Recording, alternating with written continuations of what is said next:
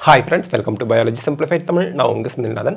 Tamil Nadu medical செலெக்ஷனுக்கும் சரி, all India கோட்டால MCC மெடிக்கல் கவுன்சிலிங் கமிட்டிலையும் சரி, நம்ம வந்து பிரைவேட் மெடிக்கல் காலேஜில் தமிழ்நாடு மெடிக்கல் செலெக்ஷனாக இருந்தால் கவர்மெண்ட் கோட்டால பார்ட்டிசிபேட் பண்ணுறதுக்கு 30,000 செக்யூரிட்டி டெபாசிட் பே பண்ணியிருப்போம்.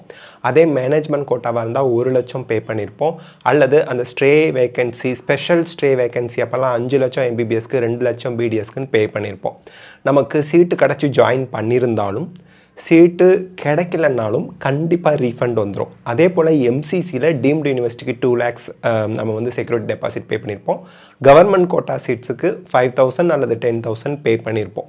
இந்த மாதிரி நம்ம செக்யூரிட்டி டெபாசிட் எவ்வளோ பே பண்ணியிருந்தாலும் அவ்வளோ அமௌண்ட்டும் காலேஜுக்கு போகாது. நம்ம எந்த அக்கௌண்ட்லேருந்து பே பண்ணணுமோ அந்த அக்கௌண்ட்டுக்கே ரீஃபண்ட் வந்துடும். இப்போ எப்போ நமக்கு ரீஃபண்ட் வரும் அப்படிங்கிறதுக்கான டீட்டெயில் நான் இப்போ உங்களுக்கு சொல்லிடுறேன்.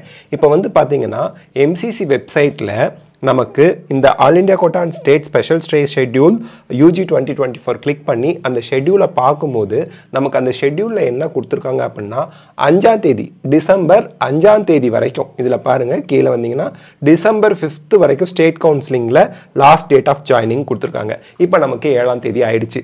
லாஸ்ட் டேட் ஆஃப் ஜாயினிங் முடிஞ்சிருச்சு. ஈவன் ஜிப்மரில் கூட காரைக்காலில் இன்டர்னல் சீட் ஒரு SC ஸ்டூடெண்ட்ஸுக்கு அது வந்து கேன்சல் ஆகிடுச்சு. அதுக்கு பதிலாக அவங்க திருப்பி ஒரு லிஸ்ட் ஆஃப் ஸ்டூடெண்ட்ஸ் அனுப்பி இதில் யார் வராங்களோ அவங்களுக்கு ஆர்டர் படி ஜாயின் பண்ணிக்கலாம் அப்படின்னு சொல்லி ஒரு நோட்டிஃபிகேஷன் இருந்தாங்க. அதுக்கும் 5ஆம் தேதி டிசம்பர் 5ஆம் தேதி தான் டேட் கொடுத்துருந்தாங்க. ஸோ நமக்கு டிசம்பர் 5ஆம் தேதியோட கவுன்சிலிங் எல்லாமே ஸ்பெஷல் ஸ்ட்ரே வேகன்சி 5th ரவுண்டும் முடிஞ்சு MBBS BDS எல்லாரும் ஜாயின் பண்ணுற டேட்டும் முடிஞ்சிடுச்சு. இனிமேல் வேகன்சி இருந்தாலும் அதை ஃபில் பண்ணுறதுக்கான வாய்ப்பு கிடையாது. அப்போது இனிமே அடுத்த ஸ்டெப் என்ன அப்படின்னா நமக்கான ரீஃபண்ட் ப்ரொசீஜரை MCC மெடிக்கல் கவுன்சிலிங் கமிட்டியும் அந்தந்த ஸ்டேட் கவுன்சிலிங் கமிட்டியும் ஆரம்பிச்சுடுவாங்க.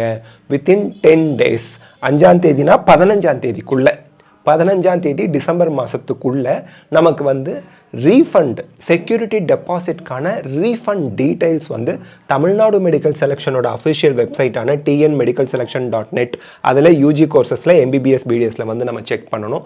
அதே போல் ஆல் இண்டியா கோட்டாவுக்கு mcc.nic.in அதில் UG மெடிக்கலில் வந்து நம்ம செக் பண்ணிடணும்னா 15ஆம் தேதிக்குள்ளே நமக்கு ரீஃபண்ட் டீட்டெயில் அப்டேட் பண்ணுவாங்க. MCCக்கு ரீஃபண்டுக்கு நம்ம எதுவுமே பண்ண தேவை இருக்காது. ஆட்டோமேட்டிக்காக யாருக்கெல்லாம் ரீஃபண்ட் எலிஜிபிள்ங்கிற ஒரு லிஸ்ட்டை விட்டு அந்த லிஸ்ட்டில் இருக்கக்கூடியவங்களுக்கு எந்த அக்கௌண்ட்லேருந்து அமௌண்ட்டை பே பண்ணமோ அது கிரெடிட் கார்டாக இருக்கலாம், டெபிட் கார்டாக இருக்கலாம், நெஃப்டாக இருக்கலாம், என்னவா வேணா இருக்கலாம், அந்த அக்கௌண்ட்டுக்கே அவங்க ரீஃபண்ட் பண்ணிவிடுவாங்க எவ்வளோ டெபாசிட் பண்ணுமோ. அதாவது உங்களுக்கு செகண்ட் ரவுண்ட் முடிஞ்சு ஆல் இண்டியா கோட்டாவில் சீட்டு அதாவது ஃபஸ்ட் ரவுண்டில் இல்லாத ஃபஸ்ட் ரவுண்ட் மட்டும் ஃப்ரீ எக்ஸிட் ஆல் இண்டியா கோட்டாவில் செகண்ட் ரவுண்டில் இருந்து சீட்டு கிடச்சி ஜாயின் பண்ணிட்டேன் சார் ரீஃபண்ட் உண்டு.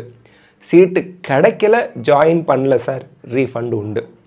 செகண்ட் ரவுண்டில் இருந்து நான் சீட்டு கிடச்சிது ஜாயின் பண்ணலை அப்படிங்கிறவங்களுக்கு ரீஃபண்டு கிடையாது. திருப்பி சொல்லிடுறேன், ஃபஸ்ட் ரவுண்டு விட்டுடுங்க, அதை பற்றி கவலையே இல்லை. MCCயில் செகண்ட் ரவுண்டில் இருந்து சீட்டு கிடச்சி ஜாயின் பண்ணினாலும் சரி, சீட்டு கிடைக்கல ஜாயின் பண்ணலன்னாலும் சரி உங்களுக்கு ரீஃபண்ட் கண்டிப்பாக ஃபுல் அமௌண்ட்டும் வந்துடும் செக்யூரிட்டி டெபாசிட். ஆனால் செகண்ட் ரவுண்டில் இருந்து சீட்டு கிடச்சி ஜாயின் பண்ணலைங்கிறவங்களுக்கு ரீஃபண்ட் கேன்சல் ஆகிடும். ஓகே, இது ஆல் இண்டியா கோட்டாவுக்கு. தமிழ்நாடு ஸ்டேட் கோட்டாவுக்கு எப்படி? ஃபஸ்ட்டு 2 ரவுண்டுக்குமே ஃப்ரீ எக்ஸிட் உண்டு. ஸோ 2 ரவுண்டை விட்டுடுங்க. தேர்ட் ரவுண்டில் இருந்து சீட்டு கிடச்சிது ஜாயின் பண்ணினேன் ரீஃபண்ட் உண்டு, சீட்டு கிடைக்கல ஜாயின் பண்ணலை ரீஃபண்டு உண்டு. ஸோ இதில் கன்ஃபியூஷன் தேவையில்லை.